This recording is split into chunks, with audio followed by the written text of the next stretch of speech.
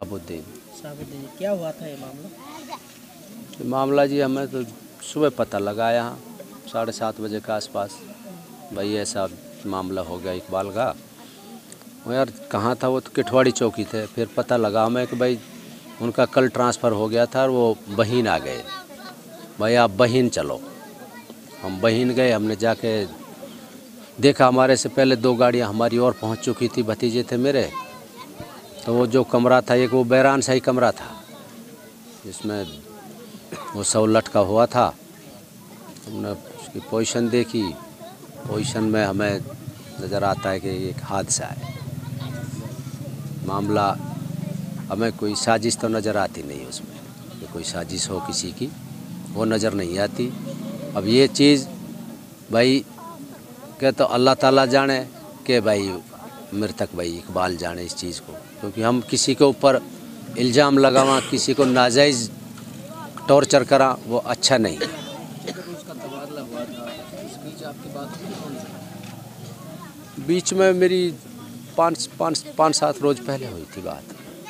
ये इस बात को बताई हो परेशानी की इस तरीके से लगता हुआ आपको, कौन जो कोई परेशानी इस तरीके से बात कर रहा था? बस मेरे से कही थी मेरे पे नौकरी ना हो, मेरे ऊपर इतना बर्डन है, नौकरी ना हो मेरे से। ये चीज़ बस इतनी बात हुई। मैंने की कोई बात ना, यार मेरे को नींद नहीं आ रही, मैं आप बीपी चेक कराओ, हो सकता है आपका बीपी डाउन हो रहा हो, डॉक्टर के पास जाओ और वो कराओ। यार मैं जाऊँगा, मैं कि आप खाने के बाद में एक 1-2 चम्मच लेक्सटोरेंस सिरप आता है, एक उसको ले लो।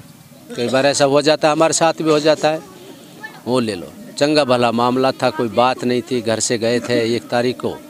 अब ये तो डिपार्टमेंट, इस डिपार्टमेंट में तो भाई छुट्टी ना मिला, ज़्यादा बिजी रह गया, वहीं से उसकी वो ट्रांसफ़र यहाँ होगी। भाई ये हादसा हो गया।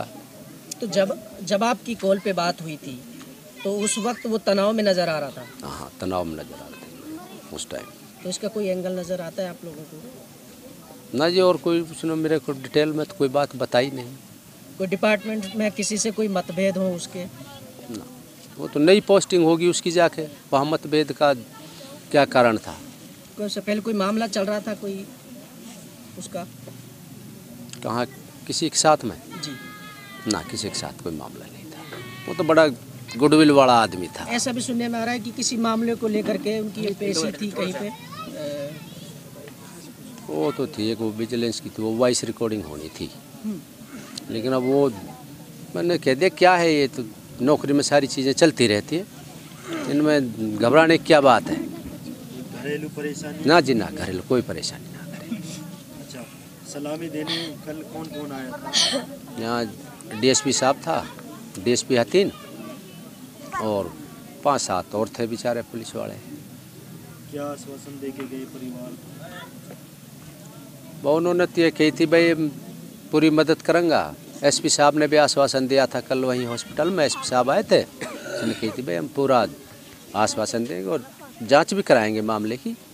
आश्वासन दिया था भाई इनके एक बच्चे को, भाई मैं डीजीपी साहब को लिख दूंगा। हमारे सामने ही आदेश दिया था अपने मातहतों को, भाई इनका केस तैयार करो, डीजीपी साहब को केस भेजते हैं।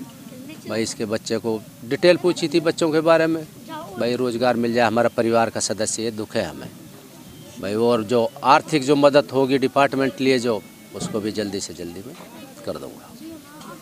पूरा अच्छी वर्डिंग थी एसपी साहब की बेचारे की, बहुत बढ़िया और बढ़िया आश्वासन। अब तो देखो विश्वास ही किया जा सकता है। उसने कही कोई कठिनाई हो, कोई बात हो, आप मेरे से मिलो। पलवली रहा है। कौन है? नौकरी मोस्टली 1995 में भर्ती हुए थे, कुछ टाइम फरीदाबाद रहे, उसके बाद फिर परवल डिस्ट्रिक्ट बन गया, पहले पुलिस डिस्ट्रिक्ट बना, उसके बाद में ये आम प्रशासनिक डिस्ट्रिक्ट बन गया। तब से यही है, पलवल की है जॉब इसकी। 25-26 साल की नौकरी होगी, पलवल की है सारी। अच्छा, अच्छे रसूखात थे इसके सारे लोगों के साथ में, डिपार्टमेंट में सारे अच्छे रसूखात थे। नू कोई चंद आदमी कोई बाई चांस हो, नहीं तो अच्छे रसूखात थे। हंसमुख आदमी था, दलेर आदमी था। परिवार की सरकार से कोई मांग? परिवार की सरकार से यही मांग है, उसके एक बच्चे को जॉब दे दी जाए ताकि उनके घर का अपना पालन पोषण हो, और जो आर्थिक मदद हो प्रशासन उसको कर दे। जी।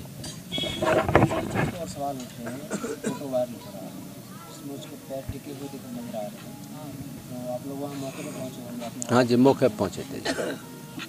क्या वाकई में पैर टिके हुए थे उसके? दरअसल पैर टिका हुआ जी, चप्पल भी ना निकली पावन में से। लेकिन मैंने और कई लोगों से संपर्क किया, उन्होंने कहा कई बार ऐसा हो जाता है सुसाइड में कि हमने लोगों के घुटने भी टिके हुए देखे हैं। अब ये तो कोई बात ना भाई, ज़्यादा हिल डुल ना हुई हो, चप्पलें जो निकल पाती, वज़न था कम से कम 90 किलो उसके अंदर, रस्सी है वो रस्सी लूज पड़ गई हो, लंबी बढ़ गई हो भाई, पैर तो उसकी वजह से भी टिक सकते हैं।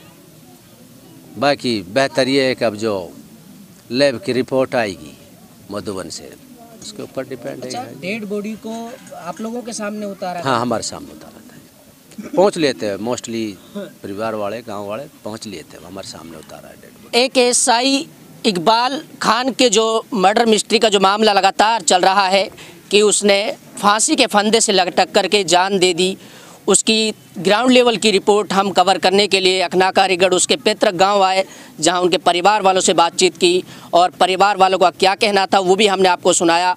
इसके बारे में आपकी क्या राय है, अपनी प्रतिक्रिया आप हम तक पहुंचा सकते हैं। और शासन प्रशासन और यहाँ की जो हरियाणा सरकार है उससे यही मांग है परिवार वालों की कि इनकी आर्थिक मदद की जाए और निष्पक्ष जांच की जाए। अगर कोई एंगल इसमें निकल करके सामने आता है तो उस पर भी अमली तौर पर कार्रवाई करके मामले को संज्ञान में लेकर के उस जांच को उसके अंजाम तक पहुंचाया जाए।